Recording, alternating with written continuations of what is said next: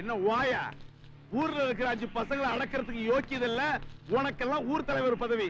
அந்த பதவி என்கிட்ட கொடுத்துட்டு கழுத்துல கொட்டைய மாட்டிக்கிட்டு காசி ராமேஸ்வரன் போயா. என்னடா மரியாதை இல்லாம பேசுறேன்? செருப்பால் அடிப்பேன். அவசரப்படாதீங்க பண்ண. என்ன அவசரப்படாத? ஏண்டா எனக்கான அந்த பசங்களை அடக்கிறதுக்கு வக்கல, நீ தாண்டா அந்த பசங்களை பயந்துக்கிட்டு ஊரை விட்டு ஓடி போயிட்ட. கோழை கோழை. எந்த நாய் சொன்னிச்சு நான் ஊரை விட்டு போயிட்டேன்னு? அப்படி சொன்ன நாயை பிச்சிருவேன் பிச்சு. ஏண்டா எங்களை கை நீட்டி பேசுற? சொன்ன உடனே நான் சொன்னேன். பண்ண தம்பி செருப்பு கீழே போட்டேன், நீங்களும் போட்டுருங்களேன்.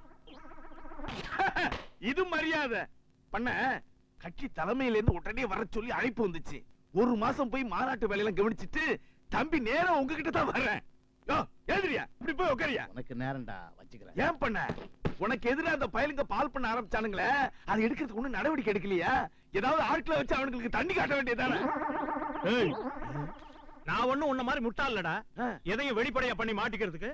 நேரடியா இறங்கினா கெட்ட பேர் வருமேன்னு பயந்துதான் அப்பன்காரங்களை தூண்டி விட்டு பசங்களுக்கு எதிராக மோத விட்டுருக்காரு.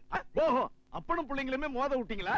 அரசியல்வாதி நாங்க தான் ஒன்னா இருக்கிற ஜனங்களை மோத விட்டு ஜாதி கலவரத்தை உண்டு பண்றது, நல்லா இருக்கிற கோயிலை இடிச்சு விட்டு மத கலவரத்தை தூண்டி விடுறது, சும்மா ஓடிட்டு இருக்கிற தண்ணியை மடக்கி வச்சுக்கிட்டு 2 மாநிலத்துக்குள்ள தகராறு பண்றது.